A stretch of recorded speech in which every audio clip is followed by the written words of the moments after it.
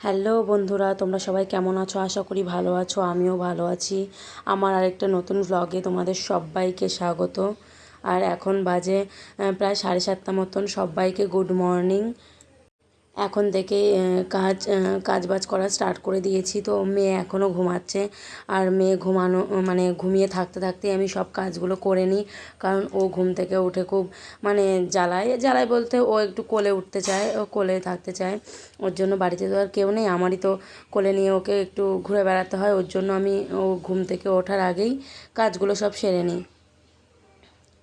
তো এই উঠোন ঝাড় দিয়ে দিচ্ছি।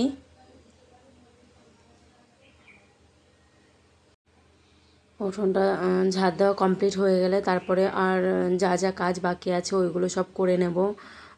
তো উঠোনটা ঝাড় দেওয়া হয়ে গেলে আমি এবার বাসনগুলো মেজে নেব। রাতের বাসন কটা থাকে ওই কটা একটু মেজে নিতে হয়। হাঁড়ি, তারপরে আমি আমার মেয়ে খাই দুটো থালা, আর যা বাটি থাকে ওইগুলোই মেজে নেব। মেজে ধুয়ে তারপর আবার মেজে ধুয়ে নিয়ে তারপর আবার অন্য কাজগুলো করতে হবে।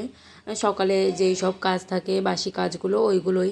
তারপরে ব্রাশ ফ্রাশ করে ফ্রেশ হয়ে তারপর খাওয়া দাওয়া করবো, আর মেয়েকেও খাওয়াবো ওকে ঘুম থেকে তুলে।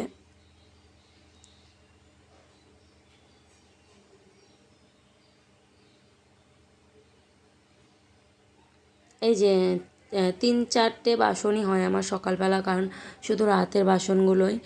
দুটো থালা আর হাঁড়িটা থাকে, আর তরকারি রাখা হয় যেটার মধ্যে, ওইটাই এই কটাই বাসন হয় আমার। কারণ আমরা দুজন, বেশি বাসন হওয়ার কোনো কারণই নেই।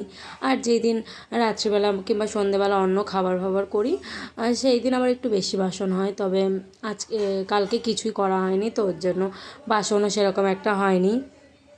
তো বাসনগুলো মেজে নিচ্ছি। বাসনগুলো মোটামুটি মাজা কমপ্লিট হয়ে গেছে। এবার বাসনগুলো ধুয়ে নেব।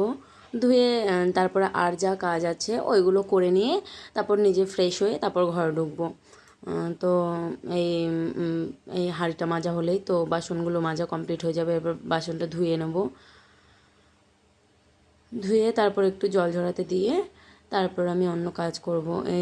জল আমি বাইরে রাখি বাসনগুলো, জলটা ঝরে গেলে তারপর ঘরে নিয়ে যাই। নয়তো এই জল শুদ্ধ বাসনটা ঘরে রাখলে ঘরে জল পড়ে, ওর জন্য বাইরে রাখি। তারপরে একটু শুকিয়ে গেলে জলটা তারপর ঘরে নিয়ে রাখি।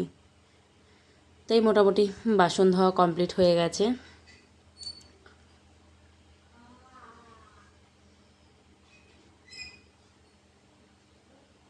এবার সকালবেলা একটু ব্রাশ করে নিচ্ছিলাম, ওই কাজগুলো কমপ্লিট হয়ে গেছে। ব্রাশ করে নিচ্ছি, একটু ঘুরে ঘুরে ব্রাশটা করছিলাম।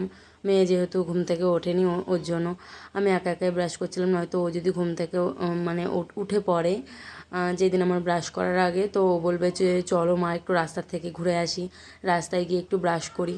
তো রাস্তায় ওকে নিয়ে গিয়ে তারপরে হেঁটে হেঁটে একটু ব্রাশ করতে হয়। তো আজকে যেহেতু ওঠেনি ওর জন্য আমি একা একাই ব্রাশ করে নিচ্ছি। এই আমি আমাদের বাইরেটাতেই দাঁড়িয়ে দাঁড়িয়ে একটু ঘুরে ঘুরে ব্রাশ করছিলাম। তো ব্রাশ করা কমপ্লিট, মুখ ফুক ধুয়ে ঘরে চলে আসলাম। ঘরে এসে এই যে একটু আমমুড়ি নিয়ে খেয়ে নিয়েছিলাম। আমার মেয়ে আবার এসব খায় না, আমি খেয়ে নিয়েছিলাম। এই বছরের ফার্স্ট আমমুড়ি খেলাম, আমার তো খুব ভালো লাগে। তারপরে সকালবেলা রান্না করে এই আলু সেদ্ধ করেছিলাম আর একটু ডিম ভাজা করেছিলাম।